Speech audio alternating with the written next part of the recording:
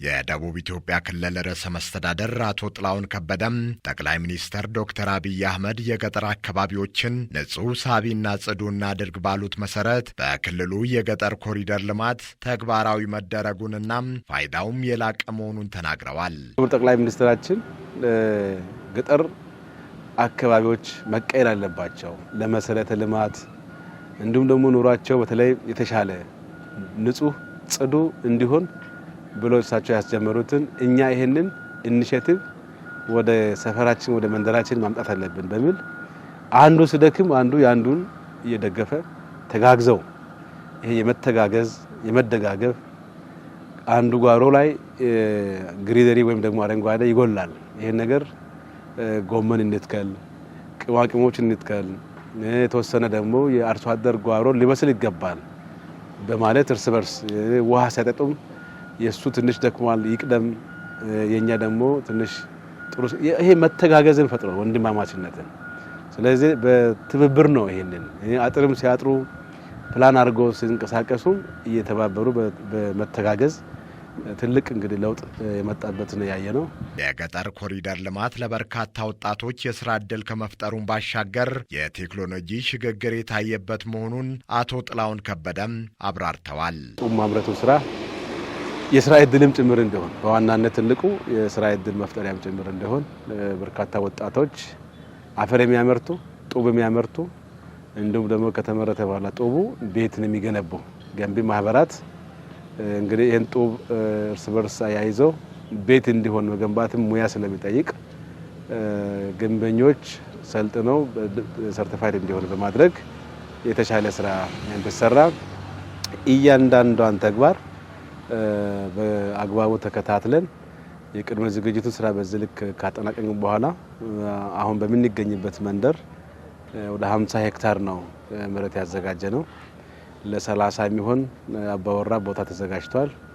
የመጀመሪያ ዙር በ2 ወር ወይም ደግሞ በ60 ቀን 12 ቤቶችን ጨርሰናል። ከሌማት ትሩፋት መርሃ ግብር ጋር የላቀ ትስስር እንደሚፈጥር ትልቅ ተስፋ የተጣለበት የገጠር ኮሪደር ልማት የአርሶ አደሩን ሕይወት በተጨባጭ የሚቀይር መሆኑንም አብራርተዋል።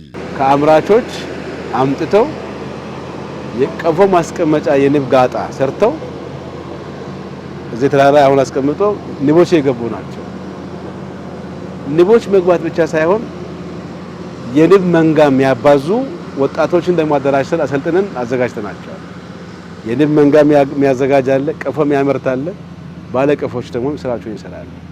ስለዚህ ይሄ ወደ ማር ምርት ሲገባ ማር በጥሬው ሳይሆን ማር ደግሞ አጣርተው አሽገው የተሻለ ማር ከዚህ ወደ ገበያ እንዲሄድ ማድረግ በሁሉም አካባቢ የአካባቢውን ምርት ተጨማሪ እሴት እየጨመር በተለይ ከተጨማሪ እሴት ሲጨመር አነስተኛ የገጠር የግብርና ምርት ማቀነባበሪያ ኢንዱስትሪዎቹ እየተስፋፉ ይመጣሉ ማለት ነው። ይህንን ልማት በማስፋት በሁሉም አካባቢዎች የማዳረስ ስራም እየተሰራ እንደሚገኝ የተናገሩት ርዕሰ መስተዳድሩም አማራጭ ኃይልንም የመጠቀም ልምምድ እየተደረገ መሆኑንም ገልጸዋል። ማሳያ የሆነ አሁን በዚህ ጨርሰን የተረከቡ የሞዴል ቤቶች ባለቤቶች ከኑራቸው አኳያ የተሻለ ኑሮ የሚኖርበት ነውና ይሄን እያሰፋ መሄድ አለብን። አማራጭ ኤነርጂ ደግሞ የፀሐይ ብርሃን ባዮጋዝን መጠቀም አለባቸው። አሁን ከአባወራዎች ውስጥ ተገንብቶ ያለቁ ባዮጋዝ ፕላንቶች አሉ። ስለዚህ ባዮጋዝ እዚህ እንትን ብሎ የኃይል አማራጭ ባዮጋዝን የመጠቀም አቅጣጫ የተከተሉበት ስለሆነ እሱን ማስፋት አለብን ነው። እንግዲህ ይሄንን በእኛ ክልል በሁሉም ገጠር አካባቢዎች ቤት ስንገነባ ከዚህ በኋላ አንደኛ ፕላን ያለው ለመሰረተ ልማት